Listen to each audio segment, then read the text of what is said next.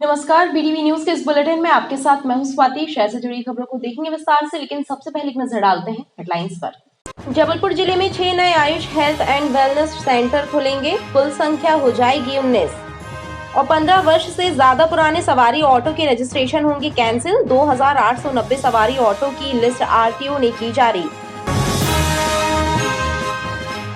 इन दिनों शासकीय स्कूलों में श्री राम उत्सव की धूम है। इसी कड़ी में नगर निगम द्वारा संचालित गौरीघाट के doctor Rajendra Prasad higher secondary school में रंगोली एवं सांस्कृतिक कार्यक्रमों का आयोजन किया गया, जिसमें अयोध्या की झलक नजर आई।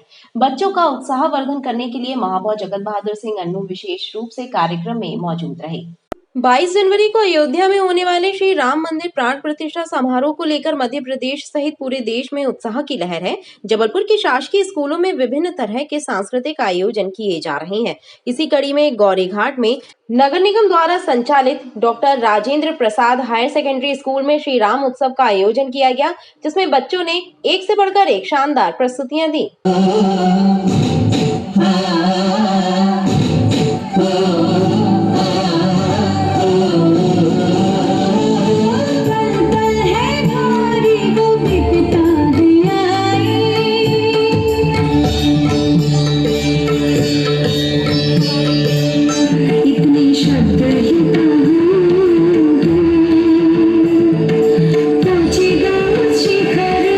स्कूली बच्चों का उत्साहवर्धन करने के लिए महापौर जगत बहादुर सिंह अन्नू ने भी एक भजन गाया, जिसे सुनकर सब मुग्ध हो गए।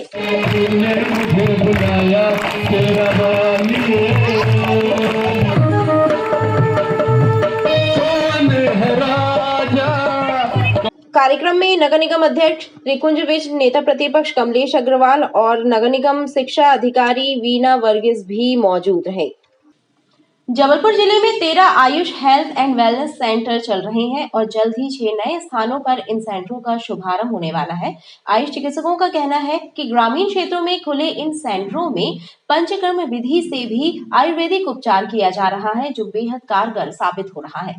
आयुष विभाग से मिली जानकारी के मुताबिक बहुत जल्द जबलपुर जिले के अगरिया, बमहनी, शहपुरा, कुंडम, पौडीकला और सरौंद में Ayush health and wellness centre खुलने वाले हैं। इन्हें मिलाकर जबलपुर जिले में कुल 19 सेंटर हो जाएंगे, जहां आयुष चिकित्सा एवं उपचार आम जनों को प्राप्त होगा। आयुष विभाग के अधिकारियों का कहना है कि आयुर्वेद की पंचकर्म विधि से 13 सेंटरों में उपचार किया जा रहा है, जो कारगर साबित हो रहा है।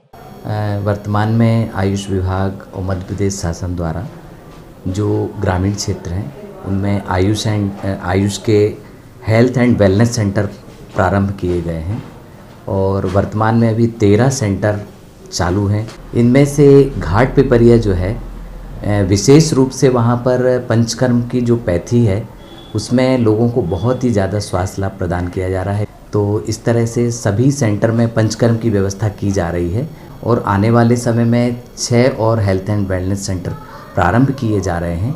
रोग मुक्त भारत बनाने के लिए इसका प्रयास चल रहा है। खास बात यह है कि आयुष हेल्थ एंड वेलनेस सेंटरों में मरीजों को दवाएं भी मुफ्त प्रदान की जा रही हैं। 15 वर्ष से ज्यादा हो चुके 2890 सवारी ऑटो रिक्शों के रजिस्ट्रेशन एवं परमिट निरस्त किए जाने वाले हैं। इनके नंबरों की लिस्ट आरटीओ कार्यालय के सूचना पटल पर चस्पा कर दी गई है। बहुत जल्द शहर के यातायात को अवैध ऑटो रिक्शों की धमाचौकड़ी से निजात मिलने वाली है। सड़क पर बिना पंजीयन, फिटनेस, परमिट और बीमा के दौड़ रहे सवारी ऑटो के खिलाफ परिवहन विभाग बड़ी कार्यवाही करने वाला है। 15 वर्ष से ज्यादा पुराने ऑटो रिक्शों के नंबर की लिस्ट आरटीओ कार्यालय में चस्पा कर दी गई है। इनके रजिस्ट्रेशन निरस्त किए जाने वाले हैं। इन सवारी ऑटो की संख्या करीब 2890 है। इनके बंद होने से सड़क पर बेलगाम यातायात का दबाव कम होगा। ई रिक्शा ऑटो इस शहर में इतने ज़्यादा बढ़ गए हैं कि अगर अपन देखने जाएंगे तो पूरा ट्रैफिक जाम है। कहीं भी आप सिटी में तो 4 व्हीलर ले जा ही नहीं सकते और ये 2 व्हीलर में चलने में भी इतनी दिक्कत हो रही है कि अगर ये ई रिक्शा कम हो जाए तो अपनी ट्रैफिक व्यवस्था अच्छी हो सकती है, नहीं तो ये दिन प्रतिदिन इतने बढ़ रहे हैं कि अपने रास्ते में चलने की जगह नहीं है। 1500 जो ऑटो के लिए जो वैन लगा हुआ है, जो रोड पे चलने के लिए मनाही की गई है, अगर ये वैन जारी हो जाता है तो अपने को ट्रैफिक व्यवस्था में बहुत सुगम हो जाएगी। आम जनों का कहना है कि कबाड़ हो चुकी सवारी ऑटो रिक्शों के बंद होने से दुर्घटनाओं पर भी लगाम लगेगी। सामुदायिक पुलिसिंग के तहत शुक्रवार को स्कूली छात्राएं यातायात थाने पहुंची, जहां यातायात विभाग के अफसरों ने उन्हें यातायात संबंधी नियमों की जानकारी दी। सामुदायिक पुलिसिंग के तहत शुक्रवार को स्कूली छात्राओं ने यातायात थाने का भ्रमण किया। यहां यातायात विभाग के अफसरों के साथ छात्राओं ने ट्रैफिक पुलिस की कार्यप्रणाली की जानकारी हासिल की। इसके साथ ही अफसरों से सड़क दुर्घटनाओं के कारणों की जानकारी हासिल की। यातायात विभाग के अधिकारियों ने छात्राओं को सड़क दुर्घटनाओं के कारण बताए और उन्हें ट्रैफिक नियमों का प्रशिक्षण दिया। दुर्घटना के पहले तो 4 कारण होते हैं, जिसमें होता है नींद पूरी ना होने पर वाहन चलाना, दूसरा होता है नशे की हालत में वाहन चलाना, तीसरा मोबाइल का यूज़ करना और सबसे बड़ी चीज़ होती है बहुत तेज़ वाहन चलाना। उससे खुद को भी नुकसान हो सकता है और जो सामने इंसान रहता है उनको भी नुकसान होता है। ये दुर्घटना के कारण होते हैं। फिर उसके बाद अगर हम 2 व्हीलर चला रहे हैं तो उसमें हमको हेलमेट का यूज़ करना चाहिए, क्योंकि उससे भी हमें मतलब हमारा जो दिमाग होता है वो ज़्यादा हमारे लिए इम्पॉर्टेंट होता है, तो उसमें नुकसान होता है। इसलिए हमको सबसे पहले हेलमेट का यूज़ करना चाहिए। और अगर हम कार चला रहे हैं तो उसमें हमें सीट बेल्ट का यूज़ करना चाहिए। पुलिस का मतलब कैसे क्यों बनाई गई है, सबको पता है, ट्रैफिक कंट्रोल करने के लिए बनाई गई है। फिर हमने वही सब सिग्नल सीखे, मोस्टली रोटरी में सिग्नल्स होते हैं और रोड साइंस होते हैं, वो 3 प्रकार के होते हैं, जैसे मैंडेटरी, एक वार्निंग होता है, इन्फॉर्मेटरी। मैंडेटरी अपन को आदेश देता है कि अपन को ये स्टॉप लिखा है, वो मैंडेटरी साइन है, हमको वहाँ पे रुकना है। वार्निंग मतलब कि नो एंट्री, वहाँ नहीं जाना है। कुछ कभी माइनिंग का काम चलता रहता है, वहाँ पे लिखा होता है। और एक इन्फॉर्मेटरी, हमको इन्फॉर्मेशन देना है कि यहाँ रुकना है या नहीं रुकना है। और बाकी हमने वही सब सीखा कि लाइसेंस फ्री में बन रहा है, बिना लाइसेंस गाड़ी नहीं चलाएं और बिना हेलमेट के 2 व्हीलर में नहीं, और 4 व्हीलर के लिए सीट बेल्ट इम्पॉर्टेंट होता है। ये यातायात विषय पर ये जानना चाहती हैं क्या क्या कार्रवाई होती हैं, किस तरह चलना चाहिए, 2 पहिया वाहन चलाते वक्त हमें हेलमेट लगाना चाहिए। इन सब बातों का हमने बताया गया है और रोड लाइन के बारे में भी बताया है कि रोड के किनारे जो लाइन होती है उसे आउटलाइन कहते हैं। यही सब बातें बताई हैं और दुर्घटनाओं के कारण भी बताए गए हैं। छात्राओं ने इस दौरान ट्रैफिक नियमों का पालन करते हुए वाहन चलाने की भी ली। विजयनगर अहिंसा चौक पर फुटपाथ और सड़क पर कब्जा करके लगाए जाने वाली ठेले टपरे यातायात व्यवस्था को बाधित कर रहे हैं। वहीं तयशुदा स्थान से अधिक स्थान पर फैली चौपाटी भी आवागमन को प्रभावित करने लगी है, लेकिन जिम्मेदार विभाग और अधिकारी मूक दर्शक बने हुए हैं। अहिंसा चौक पर सड़क और फुटपाथ से हटकर चौपाटी के लिए नगर निगम ने स्थान तय किया था, लेकिन लगातार चौपाटी के आकार में बढ़ोतरी हो रही है। अवैध रूप से लगने वाली दुकानों का कब्जा फुटपाथ और अब सड़क तक नजर आने लगा है, जिसके चलते बाधित होता है। दुर्घटनाओं की आशंका बनी रहती है, लेकिन जिम्मेदार विभाग और अधिकारी इस ओर ध्यान नहीं दे रहे हैं। अहिंसा चौक में आए दिन चौपाटी जो लग रही है, आए दिन परेशानियाँ झेलना पड़ती है। ट्रैफिक इतना होता है, पूरा रोडों में लगी रहती हैं गाड़ियाँ, बस निकल रही, ट्रक निकल रहा है, हर आदमी परेशान है चौपाटी से। ऐसे तो हर जगह चौपाटी बनते जाएगी, वो बढ़ते जाएगी। पार्किंग की समस्या है, उधर गाड़ियाँ पूरी रोडों में खड़ी रहती हैं, टपरे पूरे लाइन से जमे हैं, पूरे उधर पे सब अतिक्रमण है, आवारा तत्व पे घूमते रहते हैं। निवेदन ये है कि इतना भी सब व्यवस्थित करा जाए, इनको सब कुछ पूरे जितनी भी चौपाटियों में बाहर इनको सब व्यवस्थित करके गाड़ी घोड़े सब रोडों से किनारे करवाएं। क्षेत्रीय लोगों का कहना है कि सड़क और फुटपाथ पर फैल रहे अतिक्रमणों के कारण आवागमन मुश्किल हो रहा है, लिहाजा कार्यवाही करके सड़क और फुटपाथ को कब्जों से मुक्त कराया जाए। लाड़गंज थाना परिसर में हनुमान मंदिर का निर्माण कर दशमुखी बाल हनुमान की प्रतिमा की स्थापना की जा रही है। जन सहयोग से थाना परिसर में श्री हनुमान मंदिर का निर्माण कर हनुमान जी की प्रतिमा स्थापित की जा रही है। शुक्रवार को श्रद्धालुओं ने भव्य कलश शोभा यात्रा निकाली। बैंड बाजों के साथ निकाली गई कलश शोभा यात्रा में बड़ी संख्या में महिलाएं कलश धारण कर शामिल हुई। कलश यात्रा क्षेत्र का भ्रमण करने के बाद मंदिर परिसर में समाप्त हुई, जहां विभिन्न धार्मिक अनुष्ठान हुए। आज लाड़गंज थाने में श्री दक्षिणमुखी बाल हनुमान जी की स्थापना का शोभा यात्रा एवं चल समारोह यहाँ पर आयोजित किया गया था और हम सभी दक्षिणमुखी हनुमान जी की शोभा यात्रा में सम्मिलित होने जा रहे हैं। श्री राम जन्मभूमि तीर्थ अयोध्या में श्री राम लला की प्राण प्रतिष्ठा होने जा रही है। इसके पूर्व मंदिरों में स्वच्छता अभियान चलाया जा रहा है। क्षेत्रीय लोगों के द्वारा भी गली मोहल्लों में मंदिरों में स्वच्छता अभियान चलाया जा रहा है। इसी कड़ी में गोरखपुर ईसाई मोहल्ले में स्थानीय श्रद्धालुओं और भाजपा कार्यकर्ताओं ने शिव दुर्गा मंदिर में श्रमदान करते हुए स्वच्छता अभियान चलाया। श्रद्धालुओं ने मंदिर परिसर की सफाई की और पुण्य लाभ अर्जित किया। आज हम लोगों ने गोरखपुर ईसाई मोहल्ले में जय मां दुर्गा उत्सव समिति के और बीजेपी के सभी लोगों ने मिलके यहाँ पे सफाई अभियान किया माता के मंदिर में और शिव जी के, और सभी लोग मिलजुल के क्षेत्रीय नागरिक और सभी लोगों ने मिलजुल के मंदिर में सफाई अभियान किया। सभी मंदिरों में सफाई अभियान चल रहा है, उसके तहत आज यहाँ पे भी हम लोगों ने सफाई अभियान किया है।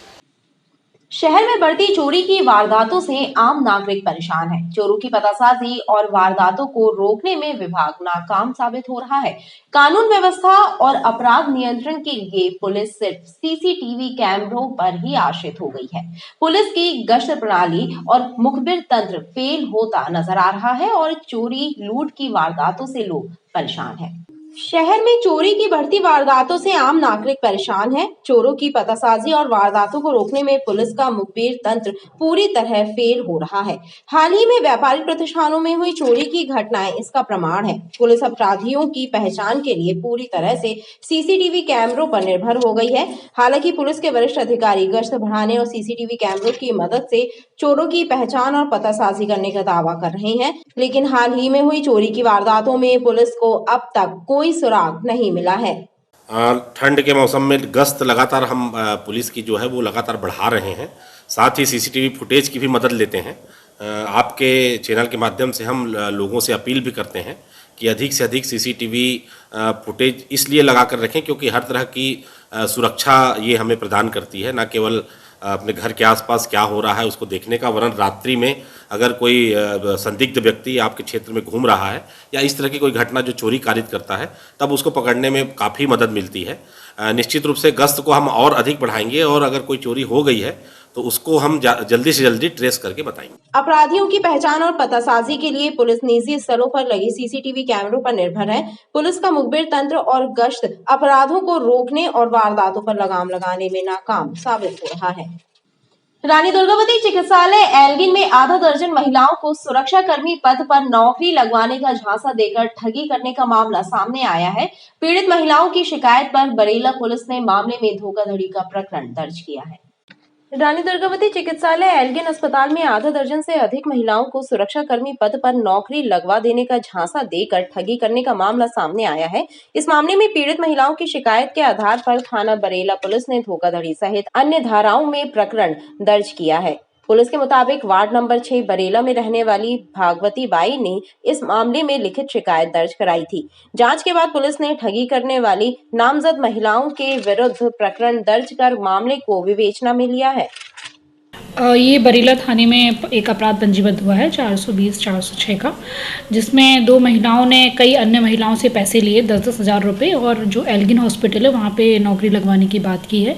तो किसी से 10,000 रुपये, किसी से 7,000 रुपये, ऐसे करके 4-5 महिलाओं से ठगी की गई है, जिसमें मामला पंजीबद्ध करके विवेचना की जा रही है। लगभग इनके द्वारा 60,000 70,000 के लगभग ठगी की गई है। अभी तक जो समझ में आया है किसी से 7,000, किसी से 10,000, ऐसे करके 5-6 लोगों से पैसे लिए गए हैं। महिलाएं जो हैं वो नामजद हैं और महिलाएं जो हैं वो जल्दी गिरफ्तार कर ली जाएगी। पुलिस द्वारा आरोपी महिलाओं की तलाश की जा रही है। उत्तर से आ रही सर्द हवाओं की रफ्तार एक बार फिर से बढ़ गई है। शीतलहर के असर से मौसम की फिजा में ठंडक खुल गई है। मौसम विभाग ने 2-3 दिनों के भीतर सर्दी का असर और बढ़ने का पूर्वानुमान लगाया है। उत्तर से आ रही सर्द हवाओं की रफ्तार बढ़ जाने से मौसम की फिजा में ठंडक खुल गई है। शुक्रवार को शीतलहर के असर से सामान्य जनजीवन प्रभावित हुआ। ठंडी हवाएं चलने के कारण सुबह अपने घरों से निकले लोगों को सर्द हवाओं का सामना करना पड़ा। मौसम में बदलाव के साथ न्यूनतम तापमान में कमी दर्ज की गई है। आज जबलपुर बहुत शीतलहर की चपेट में है और इतनी ज़्यादा ठंड है कि हाथ सिकुड़ रहे हैं बिल्कुल, और लोग बाग जो निकल रहे हैं वो अपने विशेष काम से निकल रहे हैं, जैसे स्कूल छोड़ना है, अपने ऑफिस जाना, मफलर बांध के बढ़िया टोपा लगा के, और बहुत तेज़ ठंड है। आज सुबह से कोहरा छाया है, धूप नहीं निकली है। सुबह से यानी हाड़ कांपने वाली ठंड है और अभी भी ठंड है और धूप बहुत कम निकल रही है। शीतलहर वाली ठंड है, कपकपाने वाली ठंड है। अभी कोहरा है, हाथों में बिल्कुल गलन टाइप का लग रहा है। इस टाइप की ठंड है ये। इससे बच्चों को, बुजुर्गों को ये परेशानी कि अगर वो घर से बाहर निकलेंगे तो ठंड के कारण कुछ ऐसा होता है कि बुजुर्गों के लिए अटैक की संभावना, पैरालिसिस होते हैं और बच्चों में सर्दी जुकाम की शिकायतें होती हैं। मौसम वैज्ञानिकों के मुताबिक पश्चिमी विक्षोभ के असर के कारण सुबह कोहरा भी छाया रहा, जिससे विजिबिलिटी भी कम रही। जबलपुर का न्यूनतम तापमान सामान्य से 2 डिग्री सेल्सियस कम 8.4 डिग्री सेल्सियस दर्ज किया गया। मौसम वैज्ञानिकों ने बताया कि उत्तरी हवाओं के असर और रफ्तार से न्यूनतम तापमान 10 डिग्री सेल्सियस के आसपास ही दर्ज होने का अनुमान है। पश्चिमी विक्षोभ के असर के कारण जो है मौसम में परिवर्तन है। अभी जो है आज दृश्यता जो है वे सुबह की बहुत कम थी और एयरपोर्ट पे लगभग 200 मीटर थी सुबह की, और आगामी दिनों में जो है तापमान में गिरावट होने की संभावना है। आज का जो न्यूनतम तापमान है वो 8.4 है, जो सामान्य से 2 डिग्री कम है। यदि अधिकतम की बात करें तो कल का 22.2 था, जो सामान्य से 2 डिग्री कम है। अभी जो है कल न्यूनतम तापमान में गिरावट की संभावना है। 21 तारीख से फिर धीरे धीरे तापमान बढ़ोतरी होगी, लेकिन न्यूनतम तापमान 24 तारीख तक 10 के आसपास ही बने रहेंगे, जिसका कारण है कि उत्तरी हवाएं अपने यहाँ आ रही हैं, जिनकी रफ्तार जो है 3 से 4 किलोमीटर प्रति घंटा है।